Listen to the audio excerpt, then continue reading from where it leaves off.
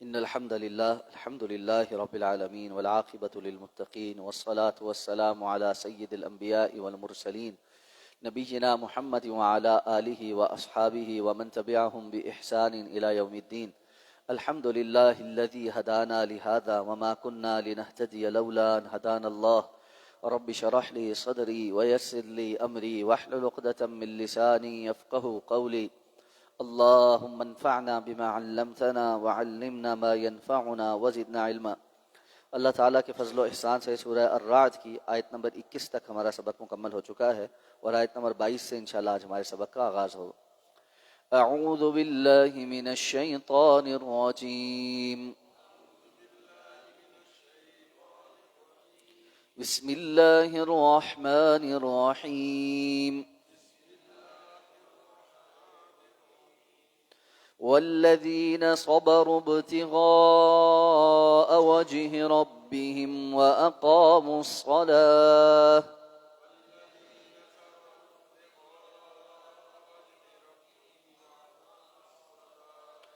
وأنفقوا مما رزقناهم سرا وعلانية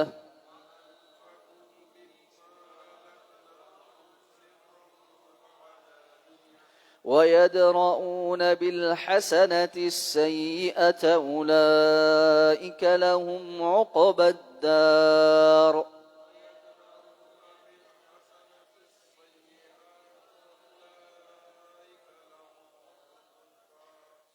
جنات عدن يدخلونها ومن صلح من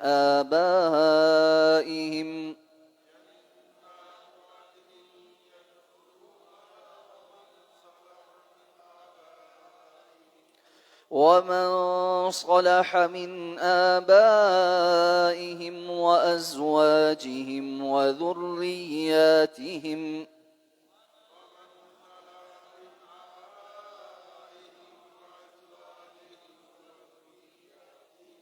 والملائكة يدخلون عليهم من كل باب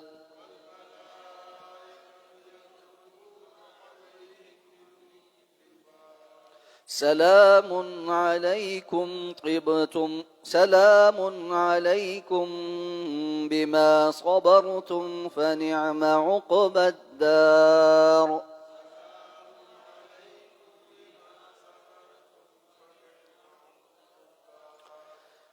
والذین صبروا، اور ان لوگ جنہوں نے صبر کیا، ابتغاء وجہ ربہم، اپنے رب کے چہرے کے پیچھے اس کی چاہت میں، وَأَقَامُوا الصَّلَاةَ، اور نماز کو قائم کیا، وَأَنفَقُوا مِمَّا رَزَقْنَاهُمْ، اور وہ خرچ کرتے ہیں جو اس میں سے جو ہم نے ان کو رزق دیا، سرًا وعلانیہ، چھپ کر بھی اور اعلانیہ بھی، وَيَدْرَؤُونَ بِالْحَسَنَةِ السَّيِّئَةِ، اور وہ دور کرتے ہیں برائی کو اچھائی کے ساتھ. اولئک لہم عقبی الدار، یہی وہ لوگ ہیں جن کے لیے اس کا اچھا بدلہ ہے، اس گھر کا اچھا بدلہ ہے. جنات عدن، جنات ہیں عدن کی، باغات ہیں عدن کے، یدخلونہا، جس کے اندر وہ داخل کیے جائیں گے، ومن صلح من آبائہم، اور جو نیکی کرے ان کے آباء و اجداد میں سے، وازواجہم، اور ان کے ازواج میں سے، وذریاتہم، اور ان کی ذریت میں سے، والملائکۃ یدخلون علیہم من کل باب، اور فرشتے ان کے پاس داخل ہوں گے ہر دروازے سے. سلام علیکم، سلامتی ہو تم پر، بما صبرتم، بوجہ اس کے جو تم صبر کرتے رہے، فنعم عقبی الدار، تو کیسا ہی اچھا اس گھر کا بدلہ ہے. فرمایا کہ عقل مند لوگ نصیحت پکڑتے ہیں اور ان کی کچھ نشانیاں ہیں. وہ ہیں جو اللہ کے ساتھ کیے ہوئے عہد کو بھی پورا کرتے ہیں اور آپس کے پختہ وعدوں کو بھی پورا کرتے ہیں، اور اس چیز کو جوڑتے ہیں جس کے جوڑنے کا اللہ نے حکم دیا، یعنی رشتہ داری کو توڑتے نہیں، جوڑتے ہیں. اپنے رب کی خشیت اختیار کرتے ہیں اور برے حساب سے ڈرتے ہیں. اب فرمایا کہ ان کی ایک اور نشانی یہ ہے کہ وہ اپنے رب کی رضا کے لیے صرف اس کے چہرے کے پیچھے صبر کرتے ہیں. صبر کرنے کا کہ مختلف مراحل، ایک ہے اپنی من چاہی چیز کو چھوڑ کر اللہ کی بتائی ہوئی چیز کو اختیار کرنا، یہ بھی صبر ہے۔ ایک یہ ہے کہ کوئی آزمائش آ جائے، پریشانی آ جائے، اس پر صبر کرنا۔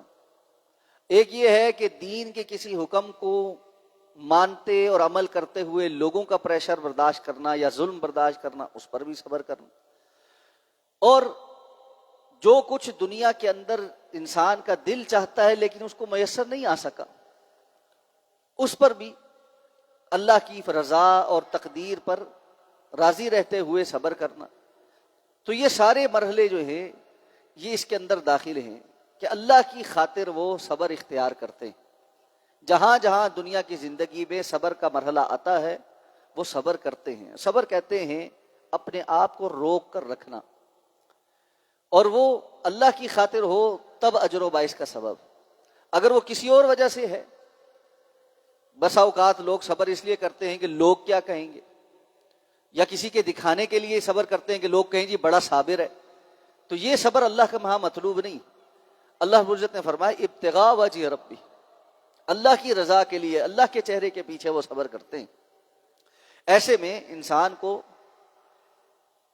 بہت سی باتیں جو عموماً لگتا ہے کہ ناقابل برداشت ہیں، برداشت ہو جاتی ہیں جب اس کا مطمع نظر اللہ کی رضا بن جاتی، تو وہ پھر صبر کرتے ہیں۔ ان کے بارے میں فرمایا پھر نماز قائم کرتے ہیں، اور اللہ کے دیے ہوئے مال میں سے اللہ کے رستے میں چھپا کر بھی اور اعلانیہ بھی خرچ کرتے ہیں۔ یہاں یہ بات سمجھ لینی چاہیے کہ فی زمانہ ایک عجیب سا رواج چل پڑا ہے، اور وہ یہ ہے کہ لوگوں نے اپنے مزاج کے مطابق کچھ اعمال کو اختیار کر لیا اور باقی اعمال کو چھوڑ دیا۔ کچھ لوگ ہیں جن کو خدمت کرنا، لوگوں کو ساتھ اچھا برتاؤ کرنا، اخلاق اچھا کرنا، ان کے کام آنا مزاج کے مطابق ہوتا ہے، وہ کام کرتے ہیں۔ اور کچھ لوگ ہیں جن کو نماز پڑھنا، روزہ رکھنا، صدقہ خیرات کرنا یہ مزاج کے مطابق لگتا ہے، وہ کرتے ہیں۔ لیکن یہ سب کرتے ہوئے اپنے مزاج کے مطابق کام کرتے ہیں اور دوسرے کام چھوڑ دیتے۔ نتیجہ یہ آپ دیکھیں گے اخلاق میں، لوگوں کے کام آنے میں، بڑا اچھا بندہ نماز نہیں پڑھتا، آپ اس کو نماز کی تلقین کریں تو آگے سے کہتا ہے جی کہ دین کا اصل مقصود انسانیت کی خدمت، اللہ کی مخلوق کی خدمت، ہم اس پر فوکس کیے ہوئے۔ اچھا، جو بندہ نماز پڑھ رہا ہے وہ سمجھتا ہے کہ جی بس میں نے تو نماز پڑھ لی، اب میرا تو دین سارا مکمل۔ اب وہ نماز اور نوافل اور تہجد اور ہر چیز کی طرف بڑی توجہ ہے۔ اخلاق ایسا ہے اللہ معاف کرے کہ گھر والے بھی اس سے تنگ، گھر میں داخل ہوتا ہے تو اولاد بھی ادھر ادھر چھپ جاتی ہے کہ بس آ گیا ہے اب کب گھر سے نکلے گا۔ یہ دونوں انتہائیں ہیں، یہ افراط اور تفریط۔ اللہ رب العزت نے جہاں صبر کا تذکرہ کیا ہے اللہ کی رضا کی خاطر، وہیں نماز قائم کرنے کا بھی بتایا۔ دین پورے کا پورا ہے، ادخلوا فی السلم کافہ، اس اسلام میں پورے داخل ہو۔ یہ اپنی مرضی کے کچھ کام کرنا اور مرضی کے کام چھوڑ دینا، جس پر جینا چاہے ان کاموں کے لیے تعویل تلاش کر لینا، اور جن کاموں میں انسان کا مزاج ملتا ہو ان کے اندر حد سے بھی آگے نکل جانا، یہ اسلام کا مزاج نہیں۔ اسلام عادات اور اتوار کے طور پر اطاعت نہیں کروانا چاہتا، اطاعت برائے اطاعت کروانا چاہتا ہے۔ جہاں جی چاہے وہاں بھی اطاعت ہے، جہاں جی نہ چاہے وہاں بھی اطاعت۔ اس لیے پورا اسلام میں داخل ہوا جائے۔ اقاموا الصلاۃ وانفقوا مما رزقناہم سرا وعلانیہ، اب وہ خرچ کرتے ہیں چھپ کر بھی اور اعلانیہ بھی۔ چھپ کر اور اعلانیہ دونوں طرح سے صدقات کرنے چاہیے، اور اس میں علماء نے ایک تفصیل یہ لکھی ہے کہ زکوٰۃ جو ہے وہ اعلانیہ دینی چاہیے۔ اس کی وجہ ہے کہ بندے کا جو فرض ہے وہ پورا ہو، لوگوں کو بھی پتا ہو کہ یہ فرائض پورے کرنے والا ہے، اس پر تہمت نہ لگے کہ یہ بندہ زکوٰۃ نہیں دیتا، لیکن اس کا مقصد ریاکاری نہ ہو، بلکہ مقصد یہ ہو کہ اسلام کا ایک فرض حکم اعلانیہ طور پر پورا ہو، تاکہ معاشرے کے اندر اعلانیہ نظر آئے کہ اللہ کے احکامات کی پابندی کرنے والا معاشرہ۔ اور جو صدقات ہیں، نفلی صدقات ہیں، وہ انسان کو چھپ کر دینے زیادہ افضل، جبکہ زکوٰۃ بھی چھپ کر دینی جائز ہے، یہ نہیں کہ نہیں جائز، اور اسی طرح نفلی صدقہ بھی اعلانیہ دینا جائز ہے۔ ضرورت پہ کسی جگہ ایسی ضرورت ہے جہاں آپ کو دوسروں کو بھی تلقین کرنے کی ضرورت ہے، یا وہاں آپ چھپ کر دے ہی نہیں سکتے تو پھر اعلانیہ ہی دینا۔ لیکن یہ ترتیب زیادہ مناسب معلوم ہوتی ہے، اور خاص طور پہ چھپ کر صدقہ کرنا کہ جس میں ریاکاری کا کوئی عنصر نہیں بچتا. رسول اللہ صلی اللہ علیہ وسلم نے فرمایا قیامت کے روز اللہ کے عرش کے سائے میں جن لوگوں کو جگہ نصیب ہوگی ان میں سے ایک بندہ وہ ہوگا جس کے دائیں ہاتھ نے جو خرچ کیا اس کے بائیں کو بھی نہیں پتہ چلا. یعنی اتنے اس نے چھپا کر خرچ کیا کہ کسی اور کو کانوں کان خبر نہیں ہوئی, اس کے اور اللہ کے سوا کسی کو معلوم نہیں کہ اس نے وہ نیکی کا کام کیا, حتیٰ کہ وصول کرنے والے کو نہیں پتا کہ یہ کہاں سے آیا. اس لیے اس طرح چھپے ہوئے صدقات کرنا یہ بڑا اہم. تو ساتھ فرمایا وَيَدْرَؤُونَ بِالْحَسَنَةِ السَّيِّئَةَ, ان کی ایک بہت اہم صفت یہ بھی ہے کہ وہ برائی کو اچھائی کے ساتھ دور کرتے. برائی کو برائی کے ساتھ دور کرنا تو عام سی بات ہے نا, یہ تو یعنی لوگ کر ہی رہے. اینٹ کا جواب پتھر, اس نے ہمیں ایک سنائی ہے ہم دو سنائیں گے, ہم کو اس کے گھر سے تھوڑی کھاتے. یہ تو عام سی بات ہے نا, یہ تو ہمارے یہاں رواج ہے. بلکہ جو بندہ یہ کرتا ہے اس کو ہم تکڑا سمجھتے.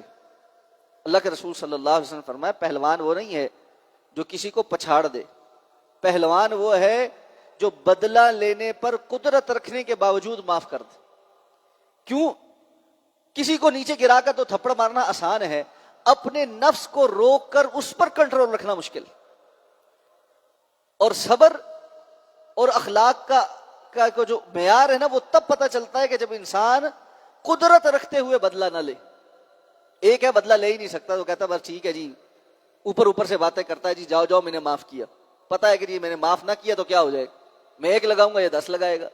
تو وہاں پھر کھسک جاتے ہیں لوگ کہ جی ہم نے معاف کر دیا, جی باتیں بناتے ہم نے معاف کر دیا. لیکن جہاں کمزور ہاتھ آ جائے اس کے ساتھ وہ سلوک ہوتا ہے والعیاذ باللہ, زبان سے بھی اور ہاتھ سے بھی, کہ اللہ ہی ہم سب کے حال پر رحم فرمائے. اس لیے قرآن مجید میں دوسری جگہ اللہ نے فرمایا ہے نا کہ ادفع باللتی ہی احسن فاذا الذی بینک وبینہ عداوۃ کانہ ولی حمیم. برائی کا جواب اچھائی سے دو.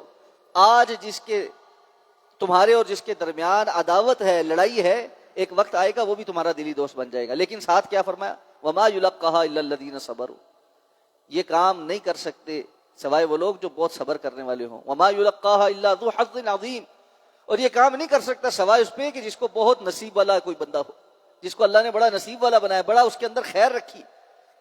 کہ یہ مرحلہ آ جائے کہ انسان برائی کا جواب اچھائی سے دے.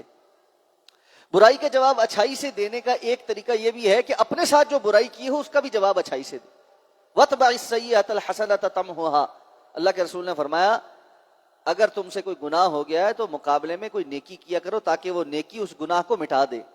اور دوسری حدیث میں الفاظ یہ ہیں کہ اس انداز میں گناہ کے بعد نیکی کرو کہ اگر گناہ اعلانیہ کیا ہے تو نیکی بھی اعلانیہ ہو, گناہ چھپ کے کیا ہے تو اس کے مقابلے میں نیکی بھی چھپ کر ہو, تاکہ وہ اس کے اثرات کو صحیح طریقے سے زائل کرے.